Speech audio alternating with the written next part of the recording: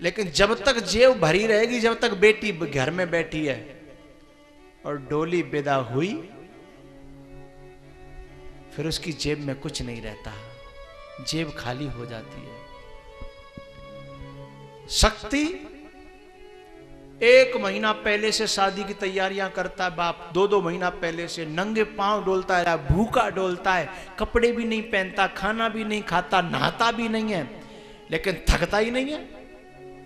शक्ति बैठी है ना घर में, लेकिन जब डोली विदा हो जाती है, फिर वो एक कोने में जाके जब गिर जाता है, फिर टेंट वाले भी आए तो कहता है भैया 4 दिन बाद बात करना, अब मेरी सामर्थ्य नहीं है कि मैं किसी से बात कर सकूं। सब घर वालों से कहता है कि भैया मुझसे बोलना नहीं कोई। शक्ति कहां चली गई?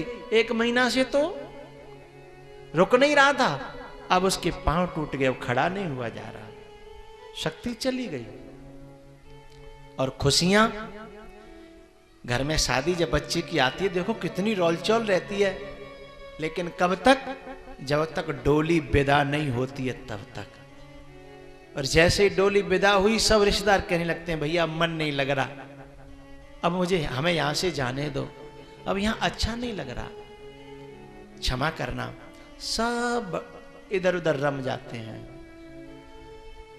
उड़ गई आंगन से चिड़िया,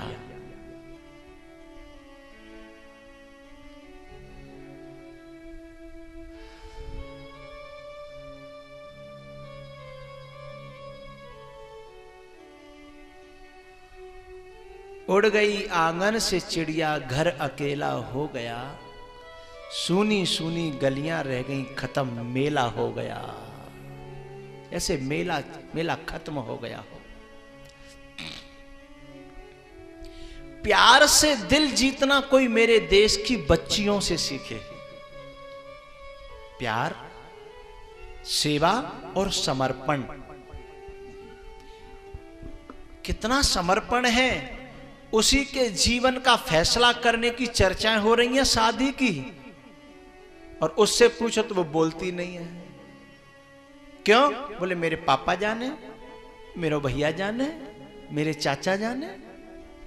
उसकी खुद की जिंदगी का फैसला है जिसमें वो शामिल भी नहीं होना चाहती। इससे बड़ा समर्पण का प्रमाण कहीं धरती पर हो सकता है क्या? और कभी कभी तो ऐसे ऐसे निर्णय हो जाते हैं गलत कि शराबियों के लिए बच्ची की चर्चा हो रही होती है, बच्ची को पता होता है कि शराबी के यहां मेरी चर्चा हो रही है, लेकिन वो सोचती है कि बाप जो करेगा अच्छा करेगा, मां जो करेगी अच्छा करेगी, इसलिए बीच में बोलती नहीं है साहब। ऐसा समर्पण का प्रमाण मुझे कोई लाके दिखाए जिसकी जिंदगी का फैसला है और गलत फैसला जा रहा है और वो बोलती तक नहीं है। और जिस खूंटे से इन बच्चियों को बांध दिया जाता है, जिंदगी भर कुट के पिट के मर के वहां अपना जीवन गुजारने की हिम्मत रखती हैं।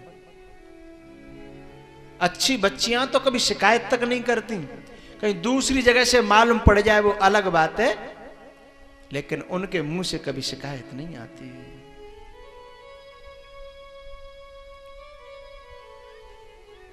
पिताजी अपना ख्याल रखना, मां से भी कहा पिताजी का ख्याल रखना। और सबसे ज्यादा करुणा का दृश्य तब मालूम पड़ता है जब उसकी सेवा का प्रमाण पत्र उस समय पता चलता है जब कोई बेटी विदा हो रही होती है ना। चलो बाप रोए तो कोई बात नहीं, मां रोए तो कोई बात नहीं, अड़ोसी पड़ोसी भी रो जाते हैं, कोई बात नहीं, लेकिन एक व्यक्ति ऐसा रोता है जिसकी कल्पना नहीं कर सकते हम लोग।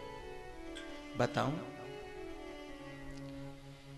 एक व्यक्ति ऐसा रोता है, उस बहन का खास भाई जो दिनों रात लड़ता रहता था, 1 मिनट जिनकी बनती नहीं थी, चूहे और बिल्ली की तरह हर समय लड़ते रहते थे, हैं?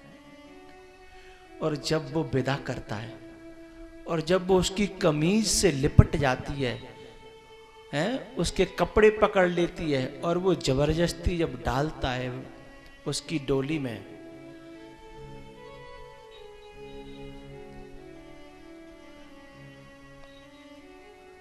और जब वो रोता है तब लोग पूछते हैं कि तू तो रोज लड़ता था रे, तेरी तो 1 मिनट बनती नहीं थी, तूने तो उस बहन को कभी बहन समझा ही नहीं, जब चाहा थप्पड़ मार दिया, जब चाहा घूंसा मार दिया, तेरी तो 1 मिनट नहीं बनी, अब तू क्यों रोता है?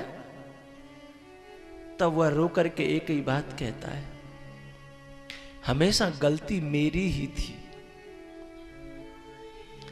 मैंने हमेशा उससे लड़ाई की, लेकिन उसने लड़ने के बाद भी रोटी परस के मुझे अपनी तरफ से दी, मुझे मनाया, मेरी सेवा की, मेरे कपड़े धोए, लेकिन मैं कभी ठीक से बोला नहीं उससे। वह कह रहा है जिसकी 1 मिनट बनती नहीं थी, 1 मिनट जिनकी बनती नहीं थी वो कह रहा है। इससे बड़ा सेवा का और प्रेम का प्रमाण पत्र इस धरती पर मुझे कोई दिखाई नहीं देता। ये भारत की बच्चियां हैं ना,